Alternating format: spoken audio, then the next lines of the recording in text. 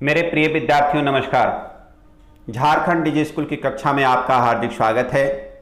मेरे प्यारे बच्चों, पिछले वीडियो में आपने जाना कि फसलों का त्यौहार हमारे भारत देश में विभिन्न राज्यों में अलग अलग नामों से अलग अलग समय में मनाए जाते हैं और त्यौहार हमें ऊर्जा प्रदान करते हैं। हम आपस में अपने परिवारों के साथ, अपने मित्रों के साथ जब हम उत्सव मनाते हैं, त्यौहार में भाग लेते हैं, तो हमें ऊर्जा प्रदान होती है और हम नए सिरे से अच्छे संबंध के साथ अपने कार्यों में, अपने क्रियाकलापों में लग जाते हैं। इसलिए त्यौहार का एक बहुत ही अलग महत्व है। आपने अपनी पाठ्य पुस्तक विषय हिंदी पाठ 2 फसलों के त्यौहार के दूसरे पाठ में आप जानेंगे कि झारखंड में या भारत के अन्य राज्यों में जो फसलों के त्यौहार मनाते हैं वह किन किन नामों से और किन फसलों के तैयार होने के बाद वह मनाए जाते हैं। तो आइए शुरुआत करते हैं अपने झारखंड राज्य। झारखंड में सरहुल बड़े जोशो खरोश के साथ मनाया जाता है। 4 दिनों तक इसका जश्न चलते रहता है। झारखंड प्रदेश में अलग अलग जनजातियां निवास करती हैं और यहाँ के अलग अलग जनजातियाँ इसे अलग अलग समय में मनाती हैं। संथाल लोग फरवरी मार्च में, तो उरांव लोग इसे मार्च और अप्रैल में मनाते हैं। आदिवासी आमतौर पर प्रकृति की पूजा करते हैं। सरहुल के दिन विशेष रूप से साल के पेड़ की पूजा की जाती है। यही समय है जब साल के पेड़ों में फूल आने लगते हैं और मौसम बहुत ही खुशनुमा हो जाता है। स्त्री पुरुष दोनों ही ढोल मंजीरे लेकर रात भर नाचते गाते हैं। चारों ओर फैली हुई छोटी छोटी घाटियां, लंबे लंबे शाल के वृक्षों का जंगल और वहीं आसपास बसे छोटे छोटे गांव, लिपे पुते करीने से बुहारे और सजाए गए अपने घरों के सामने लोग एक पंक्ति में कमर में बाहें डालकर नृत्य करते हैं। मेरे प्यारे बच्चों, आप जानते हैं झारखंड का राजकीय वृक्ष साल नामित किया गया है और झारखंड में जब सरहुल का पर्व होता है तो साल वृक्ष का ही पूजा किया जाता है। इसमें हमारे राज्य में निवास करने वाले जो अलग अलग जनजातियां हैं, अलग अलग अवसरों पर अलग अलग समय में वह फसलों के त्यौहार के रूप में सरहुल को मनाते हैं। जैसे संथाल लोग फरवरी मार्च में, तो उरांव लोग मार्च अप्रैल में। और आदिवासी जो समाज है वह प्रकृति के काफ़ी नज़दीक, वह प्रकृति को बहुत ही इज्जत करता है, पूजा करता है। सरहुल के दिन साल के पेड़ की पूजा किया जाना और साल के पेड़ों में जो फूल आते हैं उससे मौसम बहुत ही खुशनुमा और प्यारा सा हो जाता है। स्त्री पुरुष ढोल मंजीरे लेकर रात भर नाचते गाते हैं। चारों ओर फैली हुई छोटी छोटी घाटियां, हमारा झारखंड प्रदेश भौगोलिक रूप से बहुत ही समृद्ध और बहुत ही सुंदर है। लिपे पुते करीने से बुहारे और सजाए गए अपने घरों के सामने लोग एक पंक्ति में कमर में बाहें डालकर नृत्य करते हैं। मेरे प्यारे बच्चों, आपने इस तरह का आपके घरों में, आपके गांवों में आपने इस तरह का चीज़ों को देखा होगा और बहुत ही आनंद तरीके से इस उत्सव को मनाते हैं। अगले दिन वे नृत्य करते हुए घर घर जाते हैं और फूलों के पौधे लगाते हैं। घर घर में चंदा मांगने की भी प्रथा है। अब चंदा रुपया पैसा नहीं, पर चंदे में मालूम है क्या मांगते हैं? मुर्गा, चावल और मिश्री। फिर चलता है खाने पीने और खेलों का दौर। तीसरे दिन जाकर पूजा होती है, जिसके बाद लोग अपने कानों में सरई का फूल पहनते हैं। इसी दिन से बसंत ऋतु की शुरुआत मानी जाती है। धान की भी पूजा होती है और पूजा किया हुआ जो आशीर्वादी धान अगली फसल में बोया जाता है।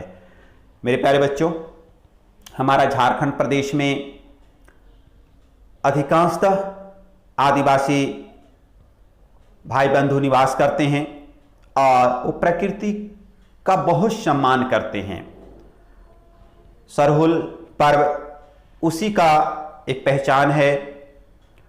फसलों के त्यौहार के रूप में भी हम इसको मनाते हैं। अलग अलग तरीके से विभिन्न जनजातियों के द्वारा मनाए जाने के बावजूद एक उत्सव मनाने का जो रिवाज है, जो उत्साह है, उसकी बात कुछ अलग ही आनंद देता है। बसंत ऋतु की शुरुआत भी मानी जाती है, मौसम सुहाना सा होता है, थोड़ी सी ठंडक कम पड़ने लगती है, धान की पूजा होती है और जो पूजा किया हुआ जो धान होता है उसको अगले साल बीज के रूप में रख दिया जाता है। ये हमारा झारखंड प्रदेश में इस तरह की बातें मनाई जाती है।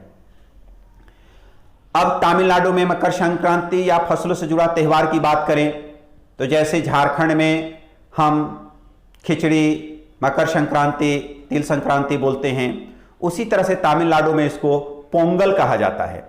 इस दिन खरीफ की फसलें जो चावल, अरहर, मसूर आदि काट कर घरों में पहुंचती है। लोग नए धान कूटकर चावल निकालते हैं। हर घर में मिट्टी का नया मटका लाया जाता है जिसमें नए चावल, दूध और गुड़ डालकर उसे पकाने के लिए धूप में रख देते हैं। हल्दी शुभ मानी जाती है, इसलिए साबुत हल्दी को मटके के मुंह के चारों ओर बांध देते हैं। साबुत हल्दी माने पूरे के पूरे जो खड़ा हल्दी है। यह मटका दिन में 10:30-12 बजे तक धूप में रखा जाता है। जैसे ही दूध में उफान आता है और दूध, चावल मटके से बाहर गिरने लगते हैं तो वहां आसपास के जो लोग होते हैं, जो उत्सव मना रहे होते हैं, वह पोंगला पोंगल, पोंगला पोंगल कहकर स्वर सुना कर वह उत्सव और उत्साह दिखाते हैं कि खिचड़ी में उफान आ गया, पोंगला पोंगल, पोंगला पोंगल।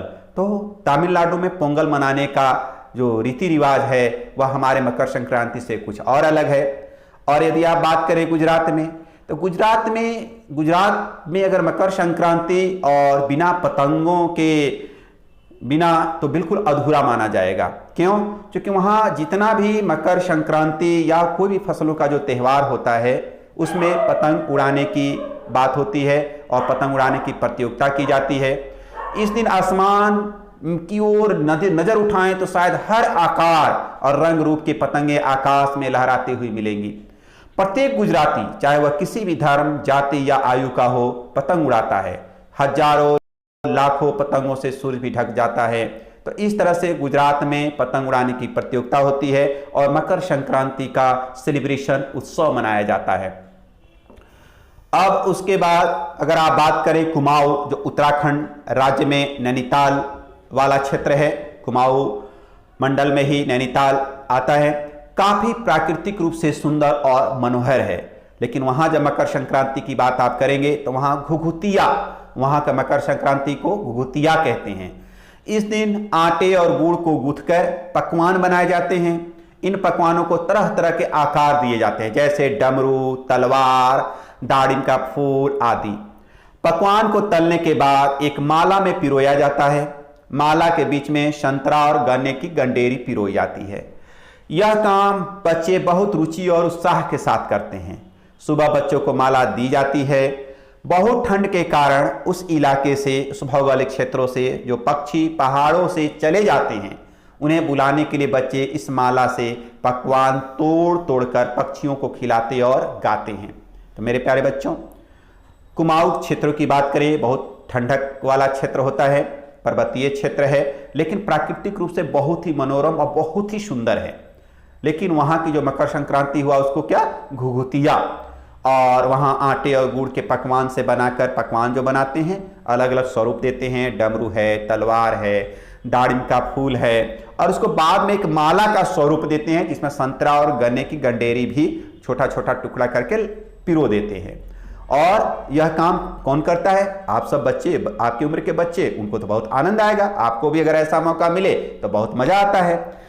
बाद में दूसरे दिन सुबह वह माला बच्चों को दे दी गई और बच्चे उसमें से तोड़ तोड़ कर पक्षी को देते हैं, पक्षी को खिलाते हैं। और पक्षी को बुलाने के लिए जो ठंडक के कारण उस पर्वतीय क्षेत्र को छोड़कर दूसरी तरफ चले गए हैं, वह गीत गाते हैं। और वह गीत क्या है? मेरे साथ आप भी गीत को गाइए।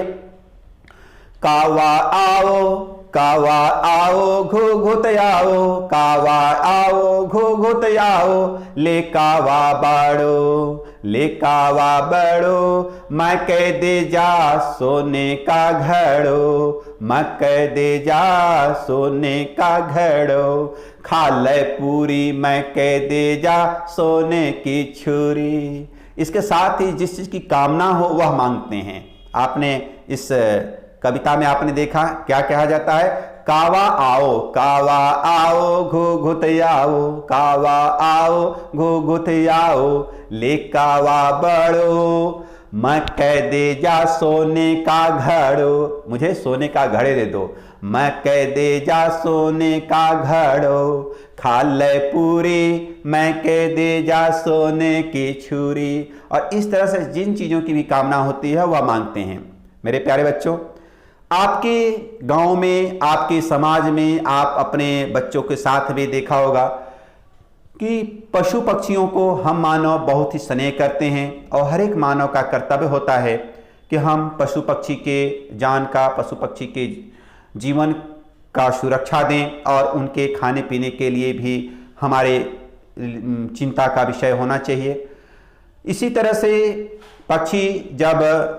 पक्षियों को जब हम बचपन में हम सब भी हुआ करते थे, शायद आप करते होंगे, तो बचपन में हम पक्षियों को बुलाने के लिए जब खेतों में बहुत सारे फसल लगे होते हैं तो पक्षियों को भी उस फसल में उनका अनाज मिले, दाना मिले, उनका हिस्सा हो, ऐसा हम समझते हैं, क्योंकि उनका भी जीवन जीने का अधिकार है और पर्यावरण के दृष्टिकोण से भी पशु पक्षियों का भी जीवन हमारे साथ होना बहुत आवश्यक है। तो एक गाना बचपन में मैं भी गाया करता था, मैं आपके साथ कह रहा हूँ, आपको भी उस तरह के गाने पसंद होंगे और आप भी गाते होंगे।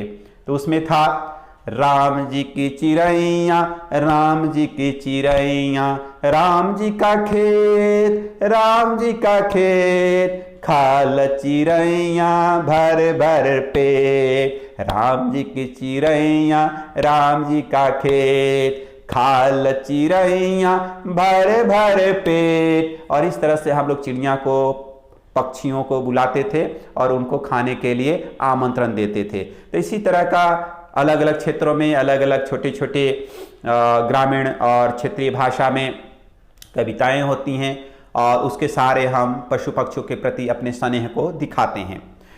अब है, बच्ची कहती है आगे, जो आपकी उम्र की बच्ची है और संक्रांति को लेकर, फसलों को, त्यौहार को लेकर जो चर्चा कर रही है कि कितने अलग अलग अंदाज मकर संक्रांति को मनाने के हैं। आपने देखा अलग अलग तरीके से मकर संक्रांति मना रहे होते हैं। कहीं दूध, चावल और गुड़ की खीर बनती है, तो कहीं 5 प्रकार के नए अनाज की खिचड़ी बनता है, कहीं कहीं लोगों का सैलाब, नदी में स्नान के लिए उमड़ पड़ता है। लोग ठंड से ठिठुरते रहेंगे पर बर्फीले पानी में कम से कम एक डुबकी तो जरूर लगाएंगे। हाल यह होता है कि इन जगहों पर तिल रखने की भी जगह नहीं होती। तिल से याद आया, मकर संक्रांति के दिन पानी में तिल डालकर स्नान करना, तिल दान करना, आग में तिल डालना, तिल के पकवान बनाना विशेष महत्व रखता है। मेरे प्यारे बच्चों, संक्रांति के समय आप अपने परिवार के सदस्यों के साथ नदी में भी नहाने जाते हैं, आसपास के लोग भी नदी में नहाने जाते हैं।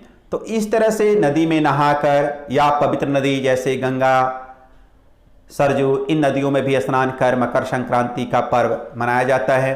और अनाज, जो भी नए फसल से बने हुए खाद्य पदार्थ होते हैं, उसको हम छूकर दान में देते हैं और आपस में अपने स्वजनों के साथ, परिवार में, मित्रों के साथ, परिवार के सदस्यों के साथ इस तरह के उत्सव मनाते हैं।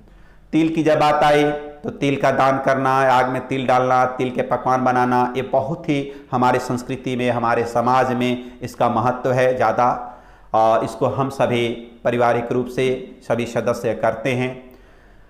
अब मेरे प्यारे बच्चों, मैं आपसे बात करना चाहूँगा, आपके घरों में, आपके इलाके में भी त्यौहार मनाए जाते हैं। वह त्यौहार किन किन नामों से आप जानते हैं? उस त्यौहार में किस तरह के फसल उगते हैं? उन फसलों के, किस फसलों से हम भोज्य पदार्थ बनाते हैं, उन चीज़ों का आप जिक्र करेंगे और आपस में अपने मित्रों के साथ चर्चा करेंगे। अपने माता पिता, दादा दादी से भी फसलों के जो त्यौहार होते हैं और उसके मनाने के जो तरीके होते हैं उसको जानने का कार्य करेंगे आप। और आपस में आप बात करेंगे तो आपको काफ़ी हैरानी होगी कि एक ही इलाके में, आप अलग अलग प्रांतों की बात छोड़ दीजिए, एक ही इलाके में लोग अलग अलग तरीके से इन त्योहारों को मनाते हैं और आनंद उठाते हैं। तो आप अपना ख्याल रखेंगे और आपके गांव में, आपके परिवार में, आपके राज्य में मनाए जाने वाले या भारत के अन्य राज्यों में मनाए जाने वाले जो फसलों के त्यौहार हैं उनको आप अपने नोटबुक में दर्ज करेंगे। किन समय में किन समाज के लोगों के द्वारा मनाया जाता है यह भी जानने की कोशिश करेंगे। तब तक के लिए आपसे विदा चाहेंगे। फिर हम आपसे मिलेंगे इस पाठ के अभ्यास प्रश्न के साथ। तब तक आप अपना ख्याल रखेंगे। बहुत बहुत धन्यवाद। Thank you.